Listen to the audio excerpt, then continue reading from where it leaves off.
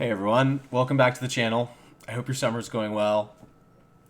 Mine's steadily moving along. I'm still very busy and very much in need of kind of a brain break, as it were. But I'm almost through this transition period in my life. I'll be moving and ready to go after Labor Day with some more regular updates. But as I've been promising to do, at least twice a month, as I've been able to fit this in, update you all on the current war situation, which we're calling it, this year zero current war situation, and the V steganography therein, where it kind of, with our V cipher, I think is what we're starting to have a vernacular around calling it. We were able to decode what's happening in the geopolitical realm and the current events realm to give us the truth. And if you need primers on what we're going to talk about today, it's going to go over, well, if you go back to the current war situation, just starting back at the beginning of the year,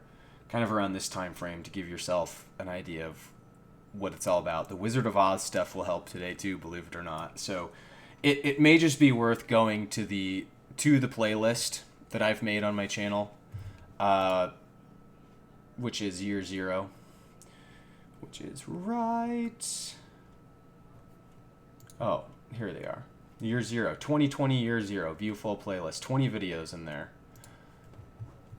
And I would just start from square one and go through all of this if you want to watch it. Only one of them was deleted. There was a video that was banned. That's over on my Patreon channels. Shout out to my Patreon subscribers. Thank you for supporting me. All the money that I'm ever going to make from this is going to go back into the channel.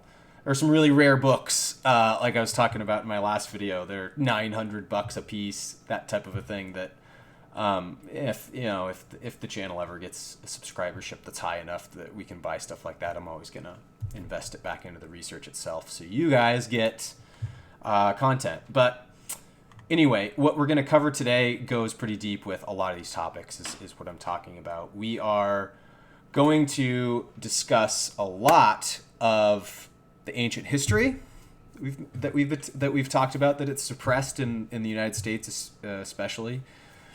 It's around the ancient Atlantis mystery, essentially. We've dove into that stuff, like in my content from last year, quite a bit. It's going to come out today. The Smithsonian conspiracy is going to come out today, as it relates to the Jesuits and the Fox faction, which we've identified go hand in hand with the V steganography. And all of this is going to be wrapped in a bow of us confirming some contemporary articles that I was talking about back at certain points in the year. Kind of going back to this playlist, starting here, I started to give people, because I thought that was my last video for the summer, honestly. Little did I know I was going to make a few more here as things progressed. But I attempted to give everybody like a prediction and a primer of what was going to happen. And so we're going to go over today and do a little bit of a review on those suppositions, those conclusions that I was drawing, and show how they are now playing out, actually. So this will be fun.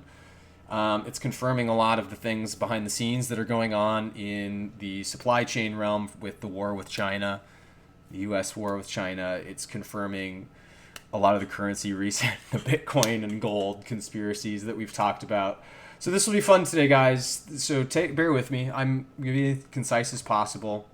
By the way, if anybody's curious, this is the first video I did about mind control. So it was related to Steve Jobs, Apple, not Steve Jobs being a mind control victim or anything, but actually Ozzy Osbourne being a mind control victim. It's a pretty great video. It's over there, and it's a couple hours long. But we're not going to start there today. I want to actually give a shout out first to a band that I've discovered since we've all talked last, called St. Francis Hotel. I'll link their page in the description. This is to buy their vinyl. You can listen to them on iTunes, Spotify, just to get a feel for them. But oh my God, they are an iconoclastic band with the poetry itself. Anyway, their lyrics are very deep. They cut deep, especially with the times we're going through. Trust being dead, the government, the way that the government's got its tendrils on things, the way that the masses have let it happen, the stifling of creativity. It's everything we've talked about. And so it's apparent to me that they may be onto something with this occult V-steganography themselves. I don't know how. I don't know how all this stuff connects. I don't ever claim to. I just find the clues and point them out. They are a very kind of unknown band. They only have like 180 YouTube subscribers. But if you guys can clearly see, the tarot is clearly stitched onto these knuckles. There's a tattoo of a heart, a tattoo of a spade, a tattoo of a diamond, and of course a club. So these are the tarot, the four elements. They are the clubs. The clubs are the wands. The hearts are the cups. The diamonds are the pentacles, and the spade is the sword in the tarot. And sword is air, so spade is air. Clubs are wands, and wands are fire. Cups are heart, and heart is water. And diamonds are pentacles, and pentacles are earth. Those are the elements, bound together by the fifth element, the ether, the five, the senses, the things that makes the ether perturbate.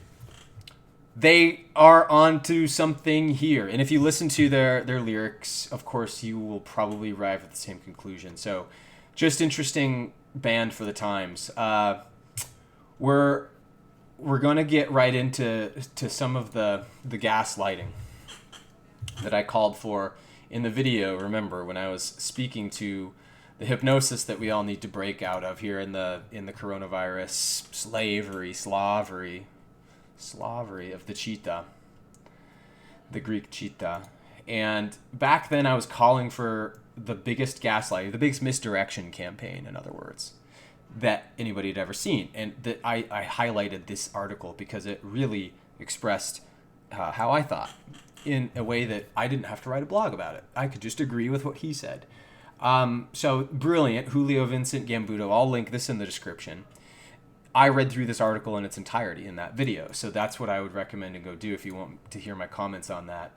And then another piece that I found that actually came out in January 2020, before any of this stuff happened, which lends credence to some of the massive puppetry that was about to play out. And of course, these articles always get forgotten about when the chaos is happening. So we're in the middle of the chaos now. Not a lot of people are going back to look at the breadcrumbs that were available to everybody to see, follow, analyze themselves.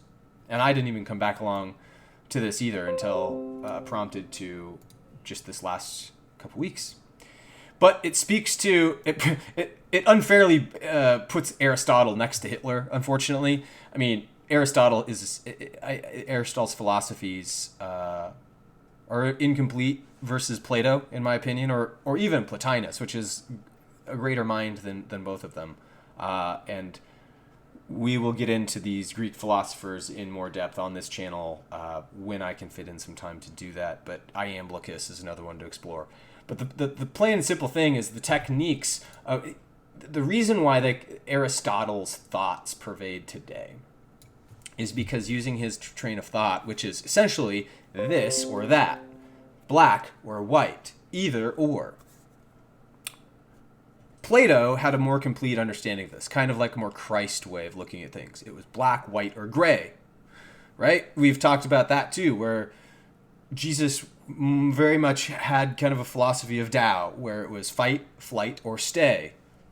And your staying power is where you find grace. So there's a third option, and Aristotle's philosophies don't emphasize these as much as Plato's do.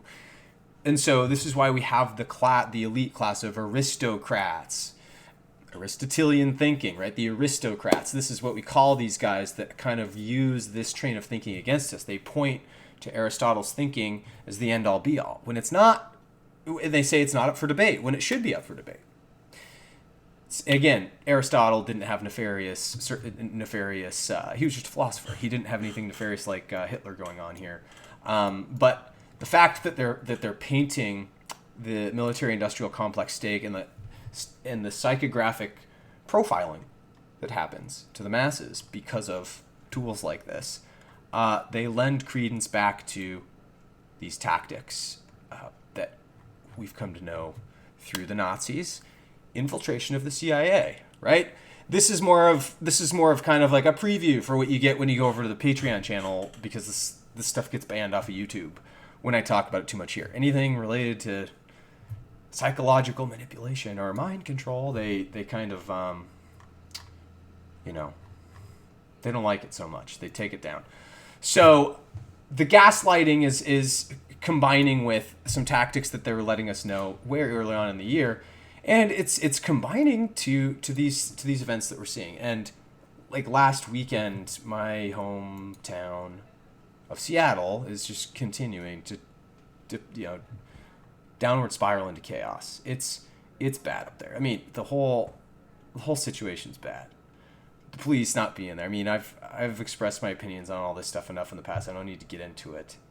But there's something else going on here that's being encouraged, and it's out of hand now. I've expressed my opinion also that this COVID-19 spell that got cast backfired on the sorcerers that cast it. It doesn't mean it's not entirely dangerous, because it is. But they didn't anticipate it would damage their plans as much as it did. And so, some of this is indicative of foul play. Some of it's just indicative of social order breakdown. And the gaslighting piece of it comes in when this over-sensationalism of certain things, like the hyperbole around the movements, the hashtags, the social justice warrior crowd. When this stuff is overemphasized, that's when it starts to become that distraction that it truly is.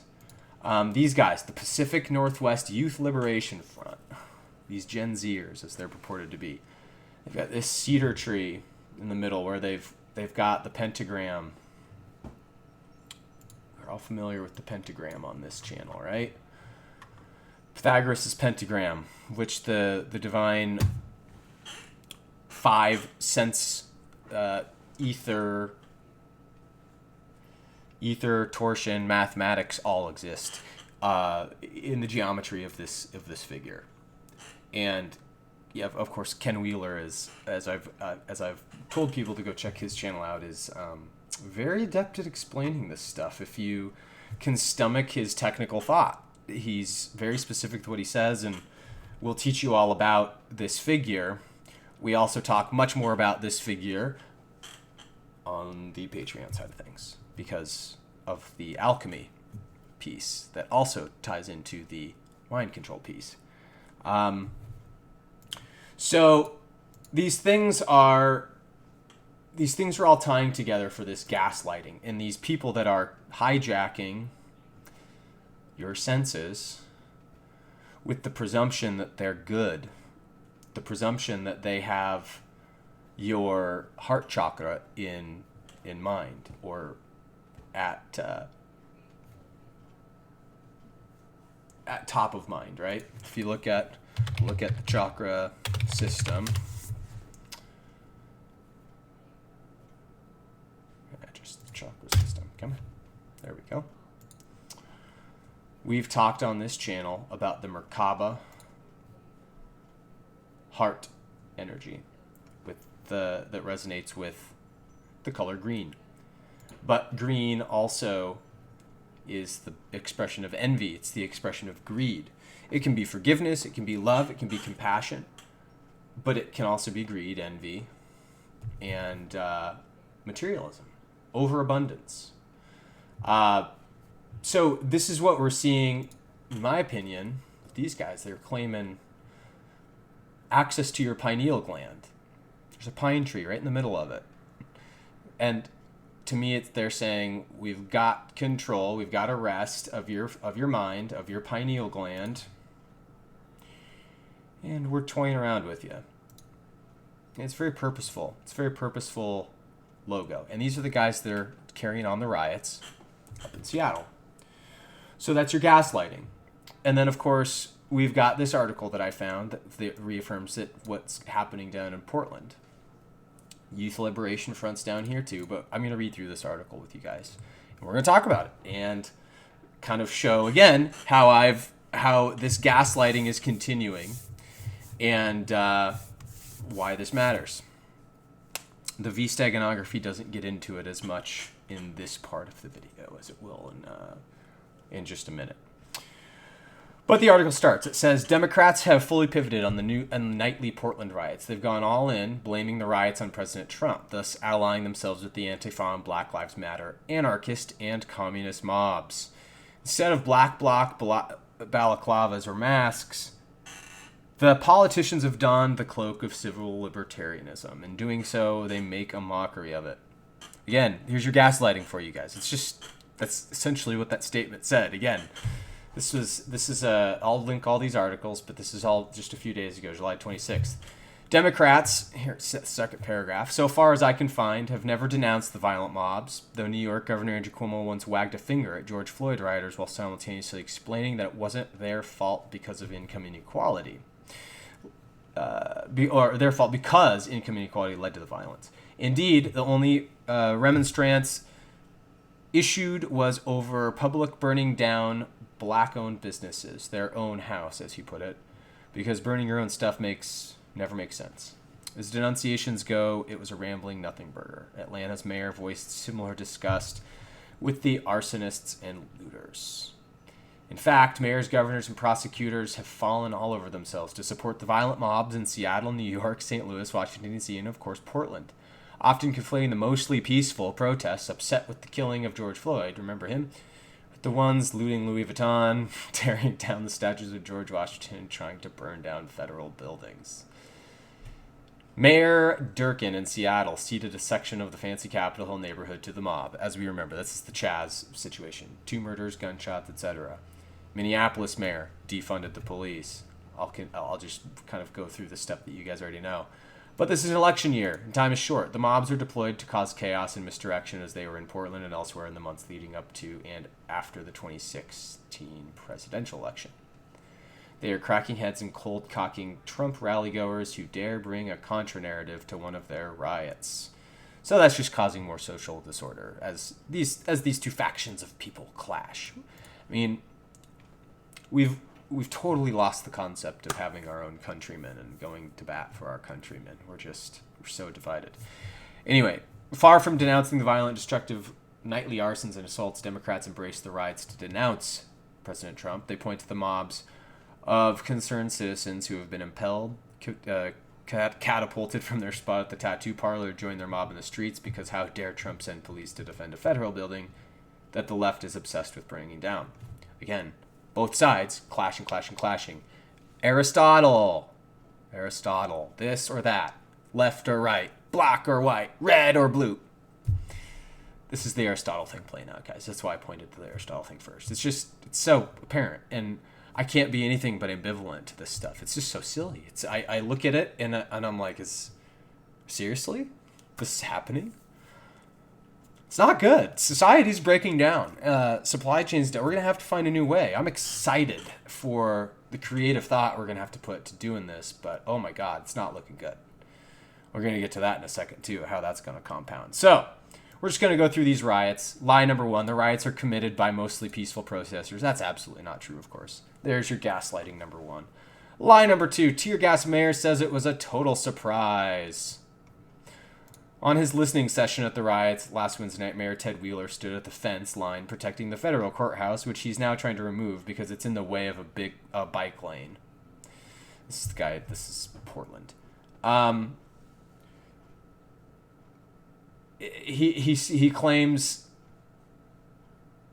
basically that he misdirected a claim that things were. He basically said things were more dangerous than they were. He was caught off guard when people started getting gassed. He had no idea. There was this whole. Here's what he says right here. It turns out that the mayor missed out a few things. When I'm bumbling through this, I might just read. Such as the bags of burning garbage, IEDs, assorted other fireworks, and green lasers being shot into the eyes of law enforcement. In fact, this Christian Broadcast Network reporter who was standing near the mayor says rioters were given several warnings to get out, or they'd be pushed back with crowd-control devices, tear gas. The mayor knew this. The reporter from CNBC called the mayor a liar for alleging that the federal response was unprovoked. There it is. Much more well said than I was trying to get out. That was the point. I was just bumbling through getting out. And I mean, holy crap. These guys were pointing these 7-watt lasers in the eyes of cops. These things will permanently blind somebody. Really dangerous. And the crowd's using this against the cops. The cops had to do something, and the mayor knew about it and didn't prepare the rioters for it. Thus, it's kind of like the situation, like blood on your hands, because without him, you know, they wouldn't have been gassed, is what he's saying, if he would have made a warning. But he didn't. So, line number 3, moms bravely leave children's sides to attend the riots. So this is being harped upon. This is really funny. After Democrats issued the new talking points that the federal cops were Trump's secret police, women, some of them known as Antifa members, took off their black lavas to refashion themselves into moms. Somehow, these individually acting concerned mothers all knew to get a yellow shirt, riot helmet, and hey, hey, ho, ho, chant to drive away those bad federal officers. No, right? It's that these moms recognize a lot of the so-called moms as the same Antifa women who dressed in black as recent as a couple of days ago. They just put on a yellow shirt now for the optics, just so these people aren't mothers and maybe don't identify as female. So what is essentially being said here is they're acting two parts. There are these concerned mothers one day, and then there are these radical Antifa members the next. Are they really any of them? Oh my God, probably not. Gaslighting, right? Line number 4, these dads with leaf blowers showed up out of thin air. Then the dads showed up part of the riots, not just the moms, now the dads. Of course, to get the dads to show up with leaf blowers, which you'll come to learn are dead useful at a riot, you must put out a casting call and bring your gas masks and bring your leaf blower. The casting calls for Portland's professional protesters have been going on forever. The leaf blowers, by the way, to blow the tear gas away, that type of thing. I think it's pretty stupid, too. I know what you're thinking. The casting calls for Portland's professional protesters have been going on forever. This one's from Occupy Portland that occurred in 2011 and 2012. So that now they're just going into the casting call to bring these people out, to get them paid. It's getting ridiculous. We saw the plants all throughout the riots of the shovels, the bricks, in very suspicious locations. Somebody's doing the planting here. Which faction is it? I don't know. The Jesuit faction? The Fox faction? That's just my guess for everything. I actually don't know that. I have to believe that they are in this in some sort of a way. But anyway, it's this whole thing with the actors is just it's getting ridiculous. So I'm not going to have to go through the rest of these. These are riots groups are not organized. They are organized. The rest of these are just kind of derivative of the other ones. This one is good to say, though. People are saying that the cities aren't under siege, and they are getting wrecked. They're getting so wrecked. I don't know how much longer the urban environments are going to stay intact. It's getting ridiculous. This one is the one I want to also point out because these lasers are very dangerous, and they are being used. I've seen it happening. Here it is. And there's not much gaslighting going on with this, actually, because they say a few days ago, federal authorities acknowledged that 3 police officers defending the federal courthouse have been sustained permanent damage to their eyesight because rioters shone lasers in their eyes. This is the stuff of terrorists, and it's real, as Acting Department of Homeland Security Deputy Ken Cuccinelli says. This is widely scoffed at, but here's the video of the dads at the riot providing cover for the laser operators. So they're trying to deny that this happened, essentially, but this is what I was pointing at. It has blinded a few police officers. That's a pretty dick move. These things are really powerful. So, anyway, read through that. There's your gaslighting evidence of just how it continues to play out throughout the rest of the summer. And the other thing to keep in mind is this article I found at the beginning of the month. And to read through it is basically pointing to how easily the people that are being manipulated are able to be manipulated. These Antifa people, as we're pointing at in these last articles, are following money. They are following sensationalism. they are not expressing their creativity. Plain and simple. They are suffering. And so they are getting out that energy any way they can. And this is how they're choosing to do it. But because they are so weak-minded, they virtue signal and can be easily manipulated by the powers that be. These aristocrats, right? So this is a good article for you to read through as well to give you some more context, but it's not as contemporary, so we're not going to go too far into it. More gaslighting that is going to lead into the part of the story where we go into America's suppressed history is this stuff right here. To me, if you go through this was an article I was forwarded, and in Tulsa, Oklahoma, there's this race massacre apparently. I didn't know anything about this 1921 race massacre, but on NPR, this was July 14th. This excavation began for bodies that were buried in this field that they somehow knew of, in the middle of a graveyard. See, you can see the gravestones and everything back here. This mass grave where as many as 300 African-American residents were slaughtered by white mobs, and a section of the city known as Black Wall Street was reduced to ash. This caught my eye, of course. Black Wall Street. Wall Street is collapsing now. It's part of the whole Bitcoin reset. And then they also said, decades, historians have been trying to determine where most of the victims were buried. Okay, so you just know exactly where it's at right now. And why now? Why are you just randomly doing this right now when all of this race stuff is happening, right? So it says, this week, officials began to test an excavation to determine if a plot of land owned by the city properties at the site of a mass grave. Scientists said last year that by using ground-penetrating radar, they found anomalies there that they could indicate that the existence of an unmarked burial ground. Our work continues to find the graves of our fellow Tulsans who went missing during the 1921 Tulsa Race Massacre. So they go on to the city's Oaklawn Cemetery. The scam is consistent with a mass grave, so they decided to take these things out, to excavate these human remains. This was a project that was delayed because of the concerned spreads of over coronavirus. And now the city is requiring individuals inside the cemetery, including those monitoring the excavation process and the archaeologists, to test negative for the coronavirus. Of course they are. But that's kind of it. This whole Tulsa Race Massacre didn't lead me anywhere, really. Seemed like a whole lot of nothing. I just couldn't find, like, beyond this, right? Like this type of stuff, they cross-link these over. They've been looking for the suspected victims of this race massacre. And now they claim to have found them. I've never heard of this race massacre is the other thing. Maybe it's just not because I'm not part of that part of the country. But what's suspicious to me, guys, is the part of the country where it's at. This is in Oklahoma, okay?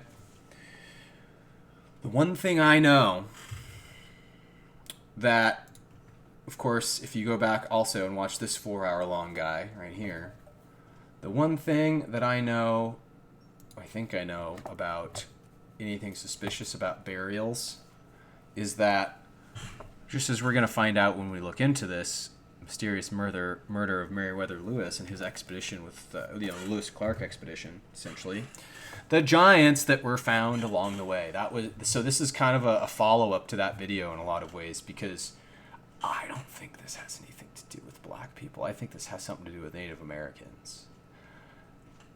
I think that there is a lot of necessary pandering going on with all of the distractions that we're talking about, the gaslighting, the COVID-19 itself, to distract away from things like this. Distract away from the economic reset, for one. The supply chain's broken, but also distract away from our history.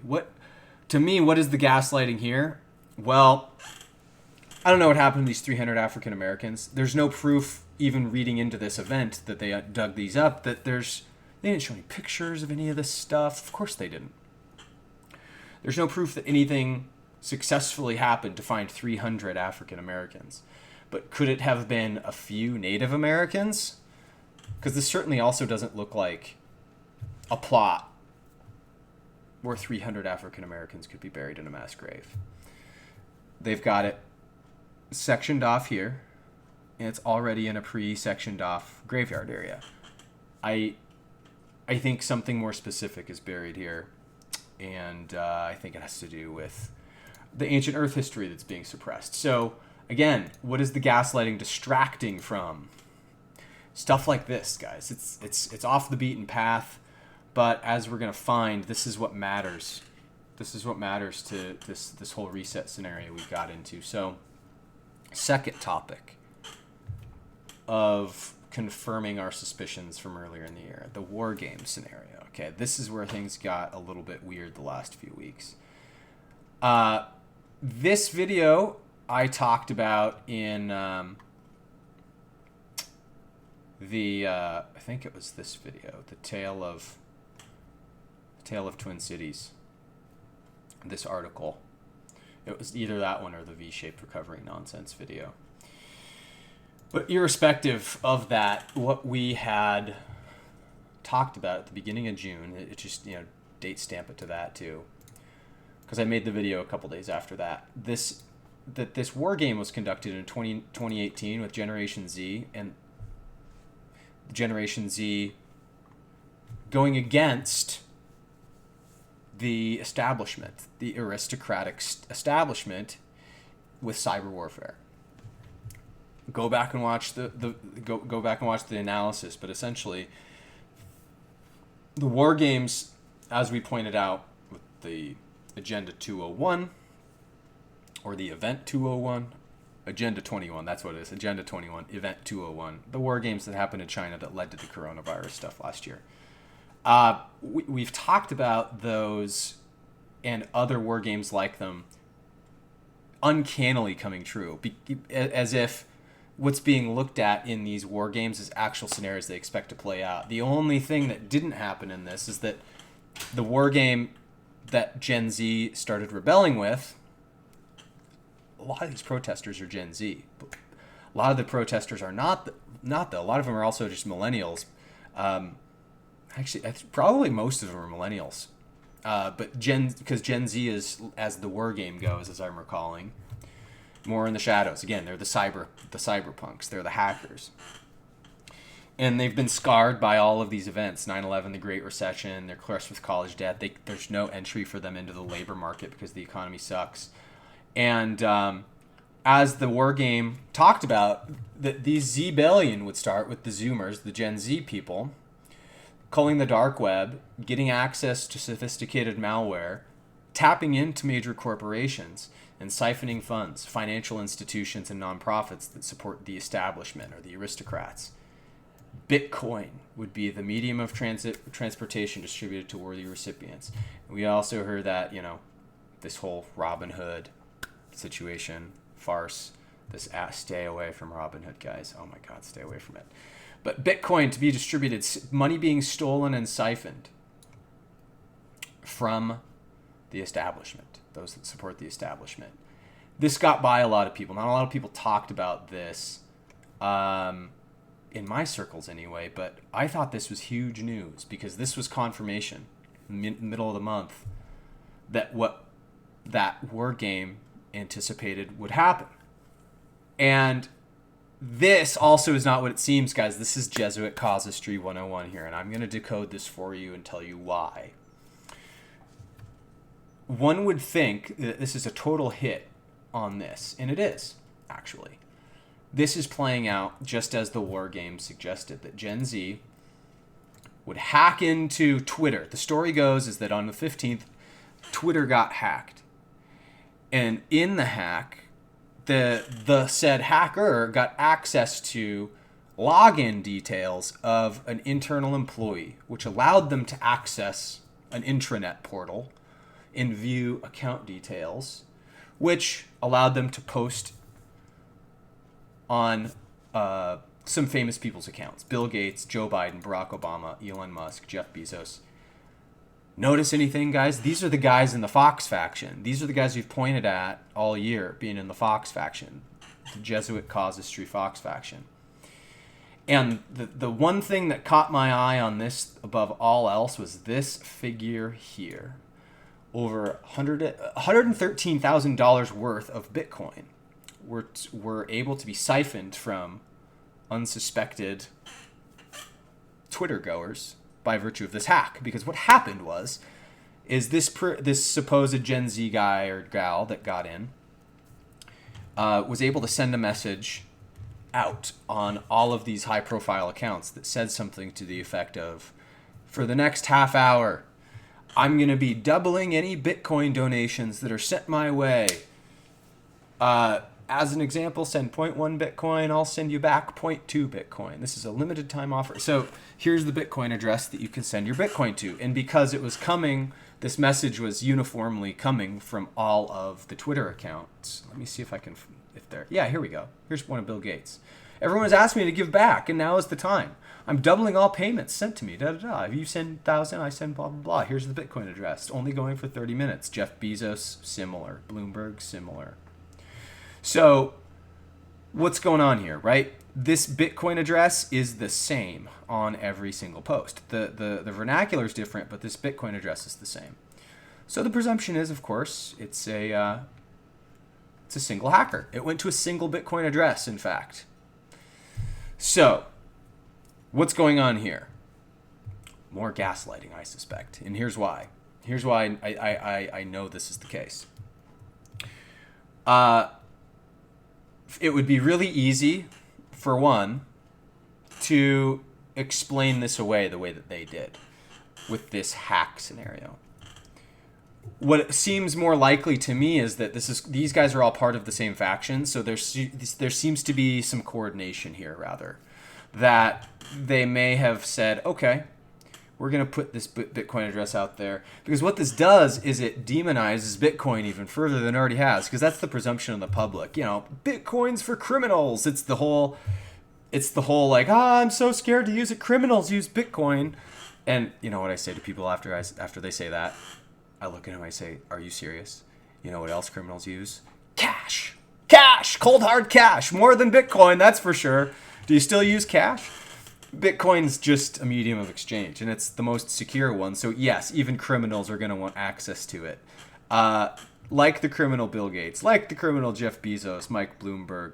These guys, the Apple Corporation of today, these guys have coordinated what it seems to me to be something that demonizes Bitcoin and gets them actual Bitcoin in their pocket, $113,000 worth.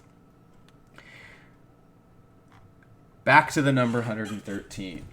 I've talked about this on the channel too. This might not be new to some people. But I have a copy here of Letters and Numbers. This is Zach Hubbard's book on gematria. And there's a page in here that I've highlighted that's going to teach us a little bit about the number 113. So, gematria, for anybody not aware, gematria is the coding of numbers and harmonics into language. It's the expression of mathematics blended with linguistics. And so you can measure things based on this, certain harmonic qualities of words, of phrases, of acronyms, anything that involves characters. And I've got a mosquito flying around. And we are actually going to look into 113 specifically because it tells us a little bit about how we can know through the Jesuit casuistry that's happening here. What's the riddle? So, Zach says, beginning with the date numerology of 113, the number representing Scottish in ordinal gematria is in the Scottish Rite of Freemasonry. As was just mentioned, the Scottish Rite is known for being the most Jewish branch of the Freemasonry. And in the Talmud, there's a very specific verse, numbered Baba Kama 113a, 1113a. That's the connection. You know, we've talked about the Hebrew connections to a lot of the language spells being cast too. About it being okay for Jews to lie to the Goyim as long as it was an illegal setting, which is pretty much everywhere, because this world is made of laws. That verse from the Talmud as as follows. Baba Kama 113. Jews may use lies to circumvent a Gentile. So it's giving those that ascribe to the Kabbalah. This is why it's called the Cabal, because people that ascribe, it's not just Jewish people, it's people that ascribe to this practice. This is where anti-Semitism just takes, it gets taken way too far with all that. But it is used in the sorcery aspect with the steganography component, with the V-steganography component, to cast spells on us. This is the mind control that everybody's under with the number 113, and why everybody needs to be suspicious when it's in the mainstream media. So it says next, when you start to consider the reading from Genesis by the numbers, this becomes all more interesting. Very quickly, let me show you a short list of words with gematria of 113 that pertain to dishonesty. Also, if you're not aware, this is a number that the film studios Pixar and Disney, as well as others, actively code into their films. Keep your eyes peeled, and you'll see just how common it is. Guys, remember, also in earlier videos, we are talking about the Wizard of Oz war that Steve Jobs has been playing with his Apple Corporation. And also going back to this, if you guys really want to know more about the connections to Pixar, Disney. Steve Jobs started Pixar, right? There's a lot to unpack here. So why is it that 113 is coded into this? George Lucas's name. Also, the basis of all of the Wizard of Oz stuff is 113. George Lucas's name in gematria. So I think it's in English ordinal. So it's very apparent that the ones that are attempting to break the Wizard of Oz spell, like Steve Jobs, George Lucas, they're telling us to pay attention to 113 too. 113 as well. So here's some words that gematria equates to 113 with. This is crazy. Mainstream is 113 in English ordinal. Dishonest is 113 in English ordinal. Not true is 113 in English ordinal. For those that don't know gematria, all it is, these ciphers, for instance, the ordinals, like A is 1. B is 2, C is 3, D is 4. Very simple ciphers. Numbers are associated to each letter. And in certain instances, these are reversed. That's what reverse ordinal is, where A becomes 26 and Z becomes 1, for instance. There are a lot of different ciphers that gematria plays around with in the English language. But, just to pause before we go any further, that's kind of what this is all about. Not factual is 113 in English ordinal. Disinfo. Perjury, fiction in reverse ordinal, green screen, 113. Oh, here it is, George Lucas. George Lucas in English ordinal. He wrote it in there. In fact, he put an asterisk next to him because of his whole THX background. Remember, there's a reason why there's an asterisk next to George Lucas. He's telling us something to pay attention to. Bullshit is 113 in reverse ordinal. Infidelity, perverted, divorce in reverse ordinal. Politics in reverse ordinal is 113. Fake reality, dream world, illusions, Titanic. Remember the Titanic?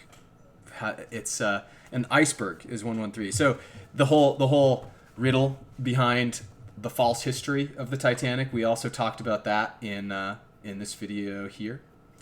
So there's a lot going on, everybody. The 113 is what you need to pay attention to when you're looking into things like this. So with all of the components now that we have in play, the fact that they're trying to demonize Bitcoin to get people not to buy into it because they want it for themselves, they were able to take 113,000 Bitcoin and then stop the contest and then cut this thing off. Twitter shut down after it achieved this. They got their exact 113 to cast the spell with accuracy, and they were able to requisition that amount of Bitcoin. That amount of Bitcoin then changed hands. It got followed.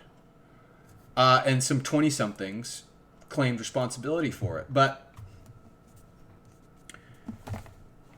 putting Zach's book back down here for a second. Going to look into this and share what's going on here.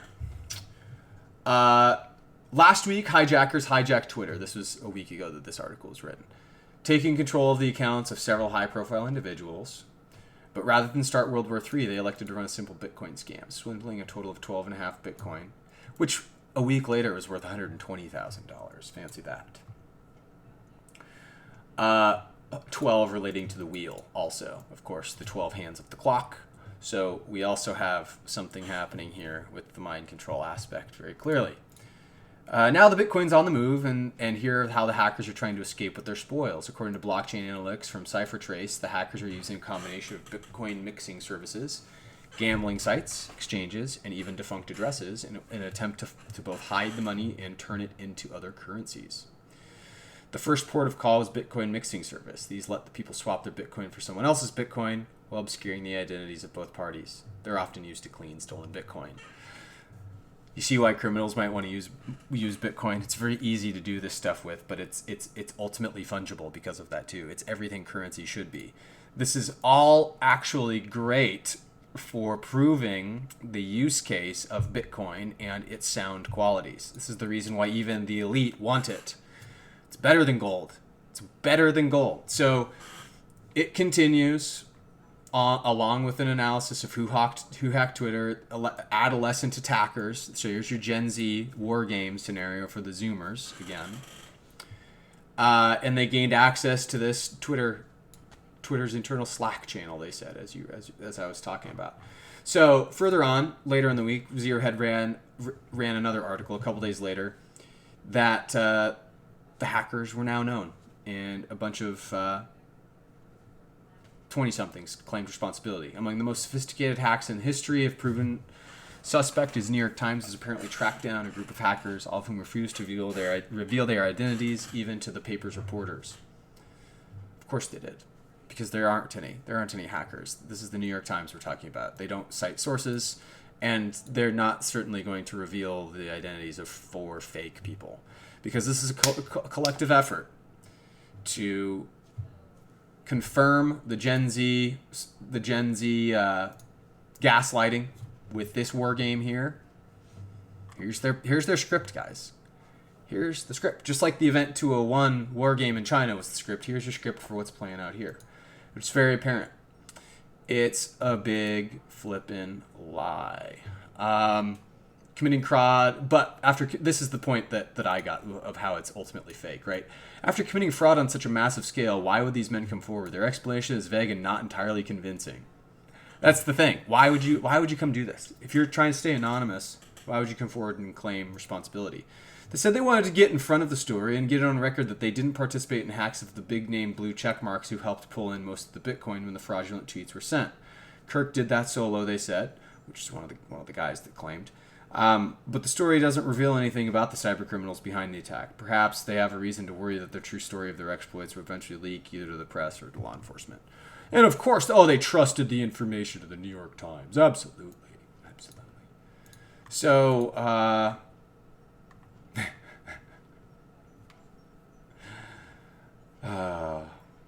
yes. Russia's winning, guys. Russia's winning. And then 5 days later, we start to get this, guys. So I found this outlet, never heard of them before, but they ran this story. Voima! We have V steganography. We got the lambda and the V, very clearly serifed in Greek style. These guys are kind of like Kitco, as far as I could tell, but they have some good articles here too in analyzing the metals markets and such. So, we've been talking about the Grand Canyon mystery and the Wizard of Oz mystery and how it relates to the gold reset and Bitcoin. Go back and watch actually these videos here on the Super Bowl time period to keep an eye on this story before you kind of judge this on its merit. But as we are understanding on this channel through the V steganography, there is a big old Bitcoin gold reset going on right now. And the Wishes and Rainbows comic book tied in with the Wizard of Oz ethos that was created by the Fed in the 80s has pointed to that happening. And what we were supposing is that because all of the gold that's in the Grand Canyon from ancient times, from the ancient Phoenicians that put Egyptian stela everywhere along the journey that Lewis and Clark set out to take course in. What do you think they found out there? Markers to treasure and a bunch of secrets that left untold. The story that we're going to dive into at the end of the video goes into the fact that Lewis's journals are incredibly incomplete, is the best way to put it. There's something that's happened with the conspiracy of his death and around what was to be released and never got released in his journals. Ancient Earth history, right? And then this whole thing as it relates. Okay, so back to this article. They're basically saying the COMEX, which it's the clearinghouse in New York for futures, for precious metals futures, experienced its largest physical delivery ever, which means that they got a whole bunch of friggin' gold. It just in this COVID period from somewhere that they didn't have on ledger before, and this is massive. This is measured in thousands of ounces. So take a calculator. I will show you. 5,500 times 1,000. It's 5.5 million ounces of gold. 5.5 million ounces of gold were delivered. Now, that's a lot of gold for a public consensus that only shows that there are 300 million ounces of gold in existence for tradability. Remember, part of the supposition about the V steganography is there's a whole lot more gold on the earth than anybody tells you about. And it is about to get re-ledgered, and I anticipate has something to do with this hard reboot of the economy. Sound money would be restored. The experiment of the fiat dollar from the 1971 reset into the petrodollar is done. Why is this of utter importance as it relates to China now? Going to China, hard cut. Speaking of hard cut, going to China. Look into this story for yourselves, guys. This is clearly something going on. Clearly something going on with ancient Earth history and what we're going to find out here in a couple minutes about the Meriwether-Lewis mystery. But this story, like I talked about in my last video, the very last video I did, the current war conundrums, we are about to experience potentially catastrophic situation in China, where this Three Gorges Dam, here's the picture I showed in the last video too, where it is buckling under the weight of all this water that's coming through in record amounts and doesn't show any signs of slowing down. Because it's not secured to the bedrock in any way, and it's very poorly engineered. It's Chinese junk, and when this fails, 400 million people downstream are affected, and I anticipate millions and millions will die because the Chinese aren't letting anybody get out. That is the least of the problems, because if this happens, Wuhan is downstream, Shanghai is downstream. Manufacturing and farming, all downstream. All of China's manufacturing and farming essentially is downstream from this. And if this goes, it's all wiped out, all at once. This flow will not stop. There's nothing anybody can do, and it will flatten everything in its path. All the urban areas, it will displace supply chains further than it already is. Our inventories, the inventory reports came out yesterday, and warehouse inventories have plummeted in every category. Car parts, food, retail, clothing. And then we've got this going on. So if this isn't bad enough, this speaks to maybe some Nikola Tesla-esque weather warfare, because the constant downpour that's happening over here, in my eyes, is, the faction aligned with the United States somehow, causing this water to come down in the first place. I don't know if we're gonna. I planned on getting into Ilana Freyland's book again about weather warfare in this video, but I'm gonna leave it at that and save it for a different video. Some other this is the only reason I point to this is because it's another indicator of the current war going on. The components of history, the secrets being revealed, the historic secrets, the ancient Earth history, the metaphysics, the philosophies being fought for. This is year zero, guys. All of these are indicators of all the themes that we've been talking about. And the V steganography, it is apparent, will keep coming out, even though I've got the zebra, as in zebra, steganography, that I also want to do series on. It's almost like I need another person. This is getting a little bit nuts. Because Zero Hedge also ran an article a couple days ago about this happening. Now we've got agricultural warfare. Well, China is sending packages, unmarked, untracked, that have mysterious seeds in them. It's mysterious seeds. They're sending them to my state, Arizona, Louisiana, Kansas, Utah, Virginia. These are all states also along these paths of mysterious ancient Earth history that it's very interesting that we are seeing them be targeted above other states. So keep your eye out for these. It's very mysterious, very crazy, very much indicative of a war happening, of course. They're not going to invade us. Everybody's got a gun. So this is the type of thing that's going to happen. If they're going to get fought at using dirty tactics to flood the crap out of their agriculture, they're going to find maybe ways to wreck our agriculture is how I'm looking at that. Please go back and read this article too. I'm going to relink. It is showing that when the international system collapses, it will be with COVID and not of it. The Thucydides trap. We went over this a couple videos ago too. That globalization is simply the thing that's coming apart right now. And another great article I implore everybody to read, The 7 Revealing Ways America is Collapsing as Rome Did. We'll just go through them. Cheap foreign labor, controlling people by debt, printing money that does not save economies, like they're doing right now with the stimulus. It can't continue. Underestimating the barbarians. Here are the barbarian hordes again. These are the these Slavic people from the north. The original. There's a lot of mystery in the Americas with these red-haired Caucasian guys that were called the Mongols. They are not the Mongols. It's all over the place today. I'm playing a video game right now, The Ghost of Tsushima, the samurai video game.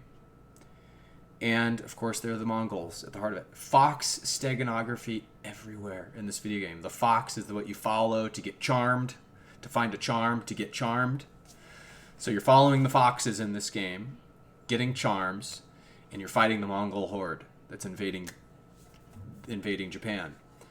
It's the opposite of what's happening right now, by the way, because the Mongols were white. They were Russians. They were from the north. The barbarians, the horse people. They're talking about the Gauls and the Visigoths, which I think had some, as far as my knowledge goes, along with the Celtic people, they were kind of all mixed in together. The Nordic people too.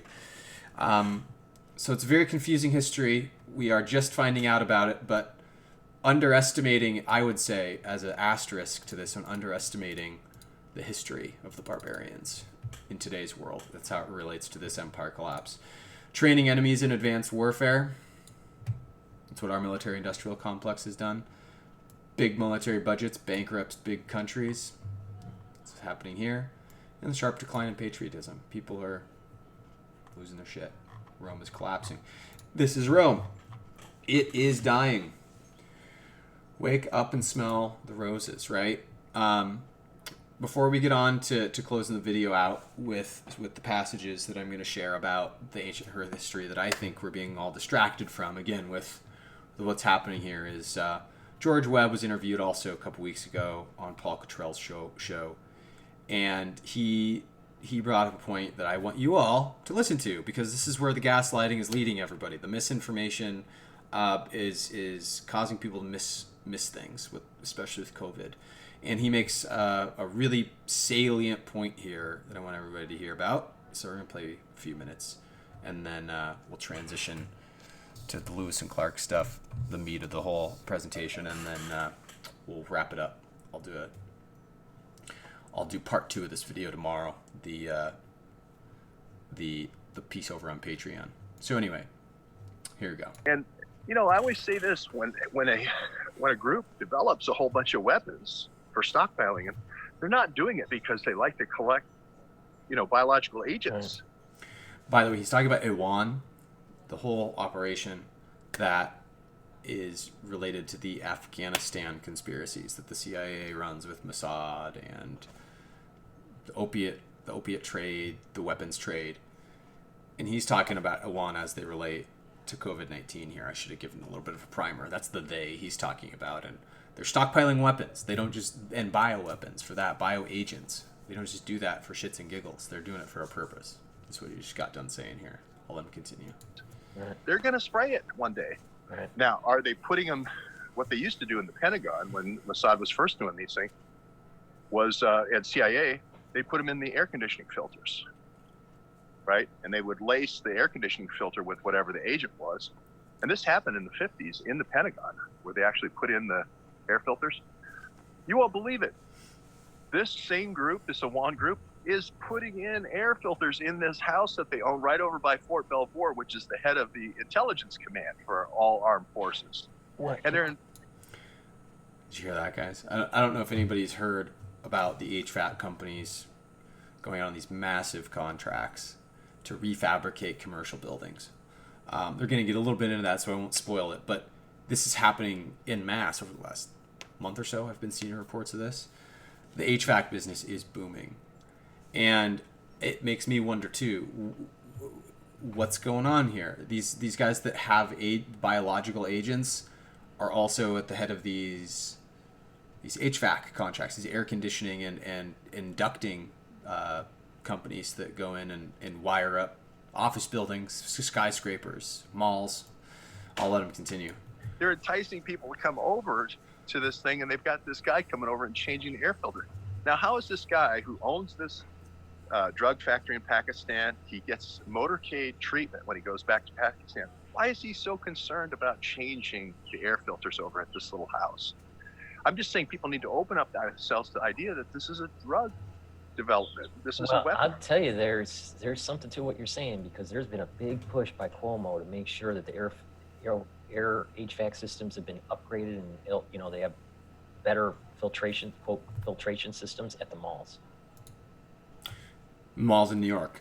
Paul Cottrell is in New York, I should say. So he's specific to the mandates in Cuomo's New York there. Yep. And they can't open up unless they have these new HVAC systems. You know what? I'm not saying it's happening, but what I'm saying is that if there is a chance that this is a mechanism to spread something, and people need to realize this, that it's, it may be spun as update the HVAC system so it filters out coronavirus, but you could take it the other way around, like what you're saying is, it's like, you know what? It could be designed to actually spread something. And isn't everything we're going through here the double-speak Jesuit casuistry, guys? That's why I wanted to point this out. It certainly rings true with me that something fishy is going on with this whole HVAC upgrade. Just like contact tracing, just like, wear your masks. Masks are good. We're going to see that in here in a set. I mean, maybe I should just go there real quick and show. Wear your masks because the military-industrial complex is afraid of them. They're afraid of them because I've said before, it prevents them from scanning your face. It prevents them from the facial recognition. Masks, good. Masks, good for your security, good for your safety. Even if you disagree with the coronavirus stuff, let's just say you disagree with the bioweapon that's been released, that is the coronavirus. You could still wear your mask because it eliminates the potential for facial recognition and tracking. That's a good thing. So there's doublespeak going on everywhere, guys.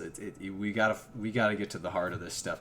This is what I anticipate, by the way, happened because I'm going through Joseph Farrell's new book, The Tower of Babel Moment, right now, and I gotta believe I'm gonna have to tie in some of his insights in that with a couple of my own thoughts on some other topics that it ties into, but it applies here in that it may not have been specific languages that got conflated, of course, in one moment, Tower of Babel, but something like this where double speak is happening, where terms and definitions of certain things are changing, and the world gets confused, and no one can talk to each other anymore because you have this Aristotelian this or that thinking, the politics, remember, the 113, the lies, they're playing out everywhere. And this is kind of the topic they're getting into. The gaslighting itself, the gaslighting that's playing out, right? Yeah. Well, and these guys were involved in a spraying campaign, testing different spraying agents to the north of Afghanistan. They were supposed to be testing this stuff in the war theater, but they were actually using it in Uzbekistan, Tajikistan, Kazakhstan, etc., to build this great belt and road. Great new Silk Road across China. So there you go. Remember, this is all broken down now. Russia's not involved. The One Belt One Road initiative is done. It's totally done. So whoever the faction against China was teaming up with all these guys with a wand. What happens? What do you think that's all about? They're partnering with China. So it's like, hey, if they're spraying this all over the place over there, and now it comes up to the time where the American election, there's only one choice, either to kill Trump, which is the Kennedy route, or else destroy his economy. And the cool thing about destroying the economy is I can short sell. If you're from this world, I can short sell. I can get out of all my stocks. And this is exactly what happened with all these CEOs. They got out of it, the big short, and then they bought into all these defense companies. And then, boom, the rebound happened. I just think this is going to go down in history as the biggest use of biological weapons ever, and for fun and profit, for fun and games, because people made a lot of money by knowing when that was going to happen. And this is just. Do you guys remember when I was talking about the pandemic bonds? People, the beginning of this COVID-19 stuff, in the videos I was doing then, I was talking about certain Wall Street individuals making out like bandits because they had options that were trading on Wall Street with these pandemic bonds that if they met certain criteria, they'd have massive payouts. The criteria being if a certain amount of people died by a certain date type of thing, by a certain disease. It's like a Vegas bet on Wall Street. So anyway, that's happening, and I'll just let me continue. There's like 40 more seconds. I hope here. I'm not endangering your channel. But this was used all over in Syria. All these blackberries that we were talking about were used for the chemical weapons in Syria, Libya, Sudan, Yemen, Iraq. There's a whole bunch of use in Pakistan and around the stands or all around Pakistan, Africa, right? So it's like if somebody is on this like John Dillinger ride across America robbing banks, and then you connect the dots to the next line, the next town they go to, and then there's a bank robbery there, and they've done 50 in a row, you kind of go, well, let's look at Dillinger first, because he's just parsimony, right? That's all his point is just parsimony. So he's mentioning some really key points here to keep in mind as we continue to have to decode the world around us, everyone. It is about knowing what our history is. And another article that I'll point to, the Europe Uncensored, UN Censored.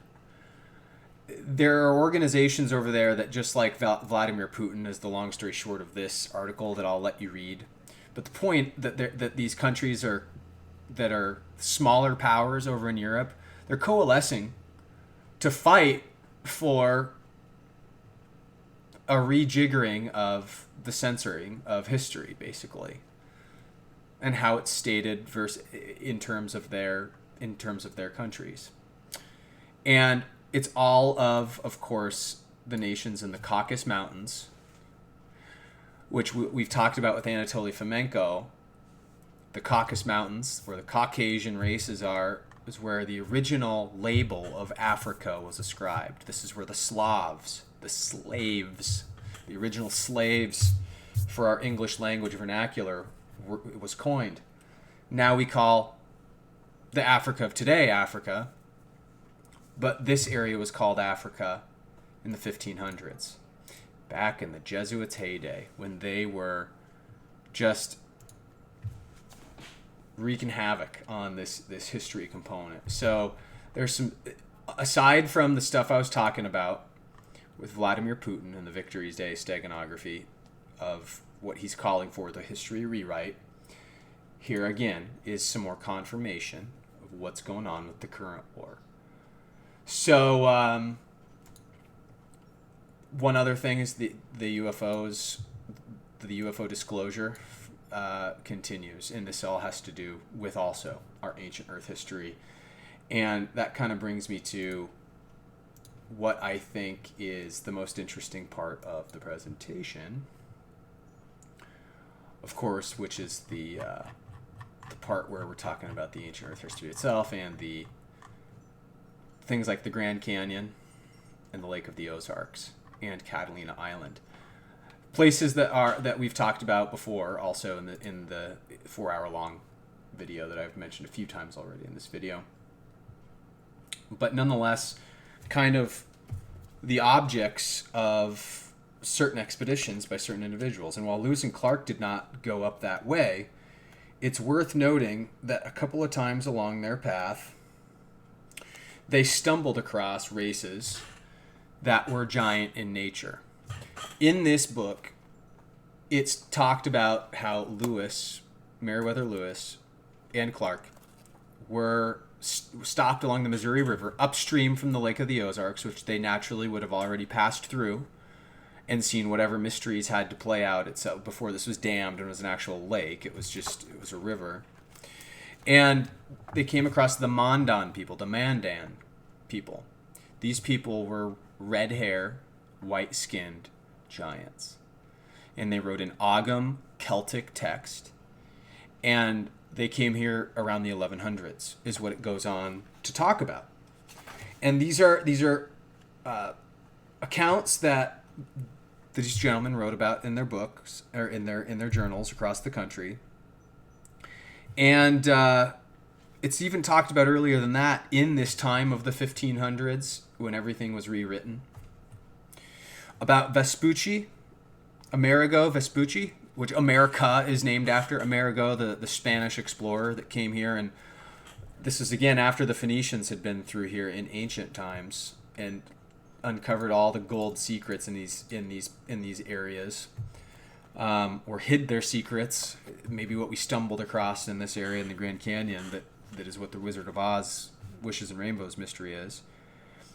But Vespucci talks about where he was in the Caribbean off Venezuela, and he writes, "We landed to see if we could find fresh water, and imagining that the island was not inhabited because we saw no people, going back to the shore, we beheld a very large footprint of a man in the sand, and we judged if their other members were corresponding size, that they must be also very big men." As Vespucci and his men ventured into the island jungle down there in the Caribbean, he writes, "We discovered a trail," quote, "we discovered a trail and set ourselves to walk on it 2 leagues and half inland. We met with a village of 12 houses in which we did not find anyone except 5 women. 2 old ones and 3 girls, so lofty in stature that we gazed at them in astonishment." These Amazon women of old, right? Back before the Jesuits went through and, as we've talked about in Graham Hancock's book, America Before, did something. Vespucci and his men were invited to eat and drink. While doing so, they formed a plan to kidnap the 3 large exotic girls, but their plans dissolved quickly when the giant men of the village returned. In a state of anxiety, Vespucci recalls, "Each of them was taller when upon his knees than I was when standing erect. Men that were so well built, it was a famous sight to see them. They were of the stature of giants in their great size and in the proportion of their bodies, which corresponded with their height. And when the men entered, some of their fellows were so frightened that the moment they thought that they were done for. The warriors had bows and arrows and tremendous oar blades finished off like swords. When they saw our small stature, they began to converse with us to learn who we were and whence we came. We gave them soft words for the sake of amity, and replied to them in sign language that we were men of peace, and that we were out to see the world. In fact, we judged it wise to part from them without controversy, and so we went the same trail by which we had come. They stuck with us all the way to the sea until we embarked. Need I even mention Amerigo Vespucci and his last name starting with a V, right? I don't know if anybody picked up on that. But Buffalo Bill Cody, another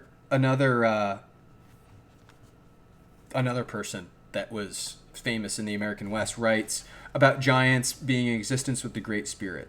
He said that there was a great thunder and lightning, that they laughed and declared that they were greater, and so displeased the Great Spirit that he caused a deluge. And we're talking about basically the event that caused the lightning strike here at the Grand Canyon and the giants that were living here before, and that the Great Spirit destroyed in a big flood and a big deluge. So while this was created with a lightning strike in the tale of Buffalo Bill Cody, it was a lightning strike, a spark gap between the planet Venus and Earth. Whatever civilization was here and built upon it was wrecked in a flood event. So a lot of ancient Earth history relating to these areas in the Southwest, but also as we go back to Lewis and Clark's expedition again, mission was to find the mission, of course, was to find a sensible route to the Pacific Ocean, categorize plants and animals, etc. Thomas Jefferson sent him off. Their meticulous handling, documenting, and recording of data was necessary and vital to their mission, and is therefore inexplicable that the main participant of this journey would have missing dates and gaps in his journal from October 24th to November 17th. That's October 24th to November 17th, 1805, and that it would be unclear on what day exactly the expedition reached the Pacific Ocean. The odd and scattered accounts during those days and up to November 17th suggest that they may have spent more time doing something other than seeking a way to the beach, is what it says. So they're talking about the ancient remains of the giants, the fact that the Blackfoot Indians were also giant. These accounts all lead us to believe that there's something going on. There's Celtic roots here. This is what we've talked about. One of the books I want to buy is The Irish Origins of Civilization, because it tells this is one of these books that's $900. It tells of these Druidic, Slavic, red-haired Celtic people predating the current, even the Native Americans in some instances, these being the Mondans, and they procreated. There you go. Couldn't find the word. It's on the tip of my tongue, but they procreated with the Mondans. But either way, there's a lot of these Grand Canyon, Ogham, Celtic mysteries that are all throughout this book as other reference to the journeys that they faced. I'm just trying to figure out how much of it goes into the accounts of the Illuminati. There were Jesuits. Here we go. This is where the banking conspiracy all starts to come into it. And at the same time that the expedition is happening, the French Revolution is happening in France. So that is important because of the Louisiana Purchase that Napoleon arranged to have all this land where these secrets are unlocked to the Americans, and Thomas Jefferson specifically. Alexander Hamilton, though, kind of one of the most despicable people that is championed today because of his musical that is pure propaganda. He would say that he would have the opposite be true of Jefferson's thoughts that there could be too much power for government. Hamilton wanted ultimate power for government, and he saw a means to do that by allying himself with the Rothschild banks. And so what he did was he declared it was better to have American banks doing the lending than British banks doing the lending. And he, of course, mentioned that the same people who owned the Bank of England had made the move to own the first American bank. And then he ties in the Jesuit conspiracy in here, and I didn't tag it. I should have tied that in here as well. But the true cover-up is very apparent throughout this whole story here. It's a little short read. It's 150 pages, and I just coursed through some high points on it to give you guys a little bit of a positive spin on what we're about to find out here, because I think a lot of what's naturally going to come out of this current war are the secrets being revealed, and I think there's probably going to have to be another video that happens with this, because in the Esoteric Napoleon, which kind of ties into these concepts, the Wizard of Oz story is at play. The Jesuits are at play. Ozarks and the Grand Canyon here I've got at play. For instance, just on page 293, I'll give you a little bit of a taste as to what you can find out when we go through this one, maybe in a future video, just because I'm running out of gas here to fit it into this. But during the same period of time, remember, there's the Lewis and Clark expedition.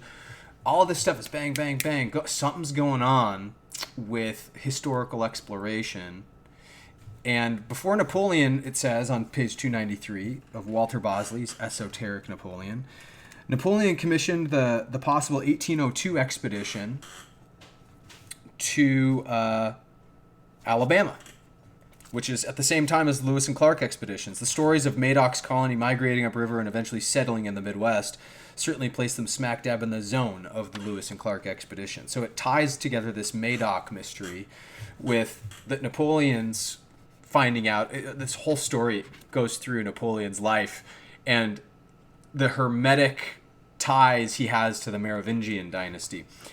And it says, however, there were explorers, Louis Joliet and Father Jacques Marquette, a Jesuit priest, who mapped the Mississippi River in 1673. So see, the Jesuits, as we talked about in America before, they were in South America in the mid-1500s, and they were also in the North America regions in the 1600s, mapping these regions. What are they doing? Mapping the Mississippi River regions, and there were all these hermetic stelas there. They went from north to south and turned back before reaching the Gulf of Mexico. So, as you can see, the Jesuits are everywhere. The Jesuits are absolutely everywhere, and they are the ones, it would seem, that seem to be key to understanding what's being hidden with the V-cipher, the V-steganography, the hijacking of the mind, and the mind control. Need we go back to the examples of it with the pentagram, the math being used to hijack your mind? So, with that, guys, couple things before I let you go. This is kind of a fun one on Bill Blaine's Morning Porridge blog. I don't know if anybody saw the comet, the Neowise comet. I went up to the northern part of the state to see this a couple weeks back, and I thought it was pretty cool. I saw it I got to see real clear sky views of it, where there was no light pollution in the middle of Arizona. But what this blog was all about was the omen of the comet. And it's interesting of how he wrote this, because he's talking about don't stress out about the deepening China versus world standoff, or how China's ambassador strenuously claims that he monocled prisoners claims the monocled prisoners were on their way for their nice day by the seaside. Talking about all of the craziness going on in the alarmist world, essentially, right?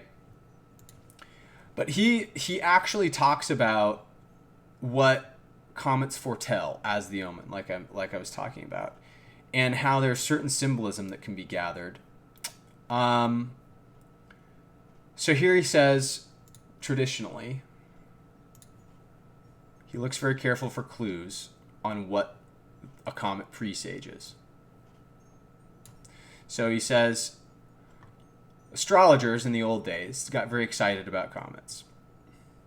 They would analyze the shape, the color of the comet, and determine what it meant. If it was red, then it meant war.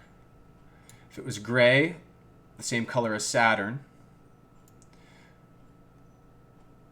it would mean plague, famine, or disaster. If it's whiter, it's associated with Jupiter, meaning crisis of law, leadership, and political strife. The word comet is a derivation from the Greek word for hair, the shape of some comets' tails, apparently. looked like a mourning woman. So I can confirm this. This is his analysis of the same was good for me. He says he looked very carefully at the comet when he went and looked at it with his telescope, and he said in his when he looked at it with peripheral vision, he said it almost had two heads. I kind of saw that too. I guess I thought it was like a trick of the eye when I was really trying to get a focus on it, but he may be right. It did look like this to me. He said the tail looked bright and granular, but also dirty and gray. The hair was long, but slightly kinked to the right, like the wailing corpse from a Greek tragedy tearing her hair out. Was there a tint of red? And I saw a little bit of the same. I saw gray with a little bit of red. And so he says, what does this mean? The gods are trying to tell us something. What potential disasters the comets because does this comet foretell? On the basis some people believe in chartism, clearly the comet could be an equally reliable indicator. Therefore, my read on the comet is that we most definitely face a twin crisis of Saturnian and Jovian proportions, with an additional threat of war. We already have the plague, Saturn, rising discontent, Jupiter, and a new Cold War is erupting. The fact that the comet kinks to the right is clearly bad news for Donald Trump with his hair wafting to the right. So it's just a little bit of a fun thing, guys. It is more than meets the eye. These signs mattered to astrologers of old. And this comet came out of nowhere. Nobody saw this until this year. And boom, there it was. All of a sudden there's a comet in the sky. Nobody had ever seen this one. And so to analyze it this way, with Saturnian, Jovian energies, famine, disaster, war, political strife, and leadership, it's just an omen for things to come. Be excited about the world. There's going to be some more stuff with this DNA story that I have to tell too, but we're not going to get to that today. Everybody watched the new Tesla trailer that's coming out starring Ethan Hawke. There seems to be some more current war, year 2020, year zero indicators that we're about to learn a lot more about Tesla. This is kind of a fun one. It's not like an actual historical account of his life necessarily, but more stylized. And everybody listen to this podcast too with Trevor Milton, who's the CEO of the company, Nikola, the fuel cell car and truck company that I think is a much more stable, fluent business model than Tesla, which we're also going to talk about in the Patreon video. So this is the thing we'll start with with the Patreon video. It's going to get into mind control, alchemy, and what I think is a larger plan to enslave humanity. And it gets a little bit weird and a little bit we got to do something about it. I see this happening in front of me, and I think there are things that we need to do something about. So the video I record for that, I'll post it tomorrow. This is going up on the 30th. I'll record the other one tomorrow and post it to Patreon. So you guys get your second video over there in Patreon by the end of the month. But that's that, guys. I bid everybody adieu. It's Boring Company specifically that we're going to be picking this story up with, not necessarily Tesla proper. But you'll see. You will see. Love y'all. Thanks for listening. Thanks for watching. Share this with anybody that you think will find it valuable. Peace out.